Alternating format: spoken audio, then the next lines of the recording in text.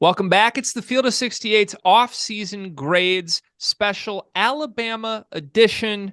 Jeff, turnover is happening everywhere across the country right now, but there's a lot of big-name guys who departed this Crimson Tide program this season, led by the second overall pick in the NBA draft, Brandon Miller, Noah Clowney, also into the NBA, but Jaden Bradley, Nimari Burnett, Javon Quinterly are all gone from the Alabama backcourt, along with Charles Bediako in the front court and Noah Gurley. Coming back for Bama, Mark Sears. So they didn't lose everybody in the backcourt, along with Rylan Griffin and Nick Pringle. And some new faces, some very highly touted transfer portal additions here. Aaron Estrada and Grant Nelson, both guys that I think if we were making a list would probably find themselves in the top 10 players that transferred this offseason, along with Latrell Wrightsell from Cal State Fullerton, and a couple prestigious recruits in Jaron Stevenson and Sam Walters. Jeff, where does this Alabama roster begin for you next season?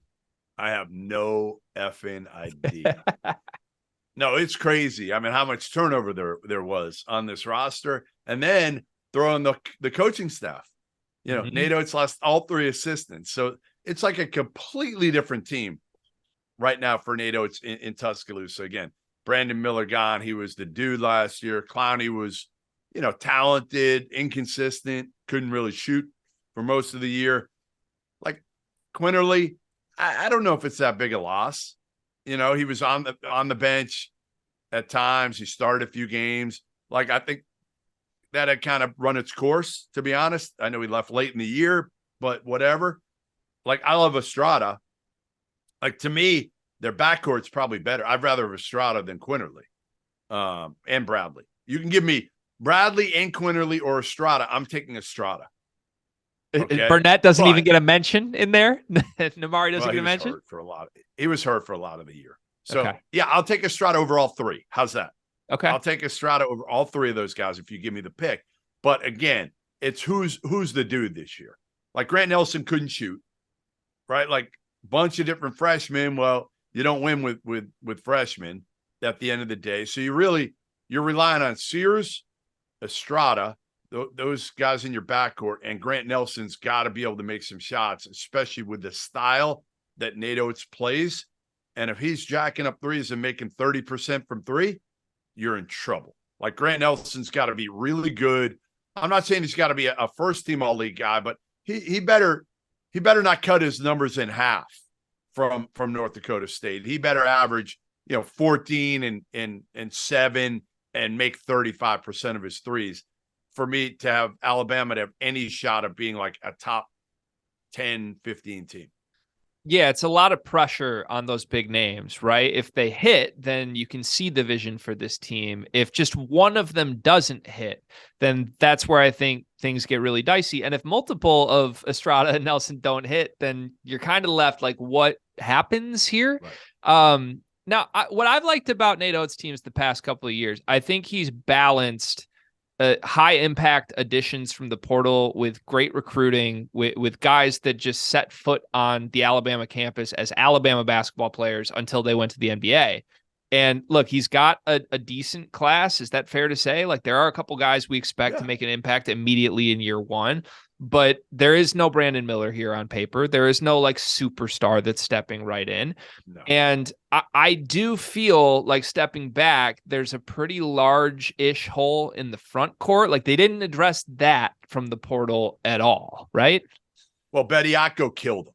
Bediako leaving crushed him because, well, frankly, he shouldn't have left, and they didn't prepare for him leaving. So that's the one. You knew Clowney was gone, but Bediako was – you put him on this team right now, you're like, okay, we have a defensive anchor. Now they don't have that. Right. It's a scary proposition for a team that was fantastic defensively last year to new faces on the wing is one thing. New faces offensively, you'll figure it out. Defensively, you're kind of starting from scratch here as well, in my opinion. So as far as expectations go, it's hard to define when it feels like there's so much unknown. But again, this was a team last year that for large stretches of the year was the clear best team in college basketball. Do they have any shot at getting back near that level? Can they compete in the SEC? I don't think they have any shot at getting near that level. I think you're talking about a team that's somewhere in the 15 to 25 range. Again, I trust Nate Oats. I think he'll kind of figure it out. But, the high-end talent, where is it? Where is it? Where are the pros? I mean, there's a reason Grant Nelson didn't go to the NBA, right? Aaron Estrada had a shot. He's way better now than he was, but he had a shot at the high major level and decided to transfer back down to Hofstra. He was awesome at Hofstra. Don't get me wrong. I think he's going to be good at Alabama. Sears is a veteran. He's solid, but do they have that dude? Do they have that dude? I'm not sure. And again, their freshman class, I don't know. Listen, here's what I'll say is most freshmen, if you're not an elite freshman, you're struggling right now in college basketball because you're playing against older dudes, right?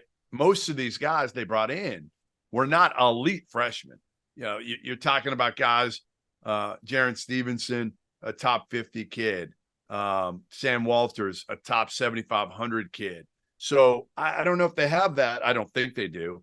So I think ultimately, I don't know how good the top of the SEC is going to be. That's the only saving grace. If I'm Nate Oats in Alabama, I think there's a lot of good teams at the top, no great ones. So I think chemistry is going to be really important for this team. And again, how good can they be defensively? That's another huge component. Yeah, I think it's fair to say the goal for this team can still be to win the SEC, just because I don't know that there's a runaway favorite in that conference right now.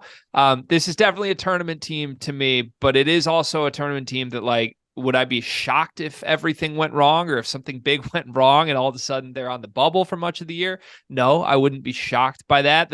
Honestly, the largest shock there would just be, I think Nate Oats is a great basketball coach, and it's hard for me to envision a Nate Oats team not being an NCAA tournament lock at Alabama.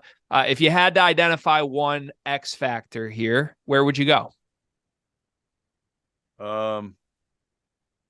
Boy, maybe Stevenson. Because Okay. they're going to need somebody in the middle. And this is a kid who chose Alabama over North Carolina. So obviously he's got talent. He's got a little bit of Clowney in him.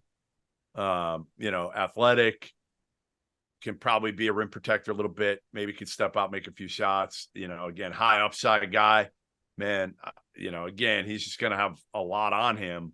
And they added the kid from West Virginia, the Muhammad Wade kid, who probably will help a little bit. But I guess the X factor is the 5-man spot. Yeah. Defensively, as much as anything. Like, what can they provide? They might not have to provide so much offensively, but they got to be somebody that provides some rim protection and can rebound at a high level. I like that call. I'll go a different direction just for the sake of diversity here. And back to your question earlier in this recording, who's the dude? I think the guy with the best chance of being their dude, and on paper who they want to be their dude, is Grant Nelson. I think it's a highly volatile option that you're looking for to be your dude this year. Yeah. And in the SEC, right? You said it. He if he had chances to go to the NBA, I think he'd be in the NBA. He needs to show some things. This is a great offensive system to show some things if you can do it. If he can step up and be a no-brainer first team all SEC guy, then I like this roster a lot. And I'm honestly not that worried about the front court as long as somebody's solid defensively. If he struggles offensively, I think this becomes a big snowball effect where now you're asking Mark Sears to do more than he's capable of. You're putting more pressure on Estrada. So it really hinges on Nelson. I think they know that. And I think they really went into the season betting on Grant Nelson in that spot. We'll see if he can deliver. What is your grade for Bama? I feel like there's more changes here than we've talked about with any other team. How would you grade it? I don't know. B-, C+, B-. I mean, again, like Bediako, like everything else you kind of prepared for, right? And again, the Quinterly thing, the timing was tough, but like the Bediako thing hurt. Everything else, I'm fine with. You did well in the portal. We didn't mention Reitzel. I think he's going to help them as well. So they did solid in the portal. I just don't know if they got that dude in the freshman class, that top 10, 20 player in the freshman class that can impact as well.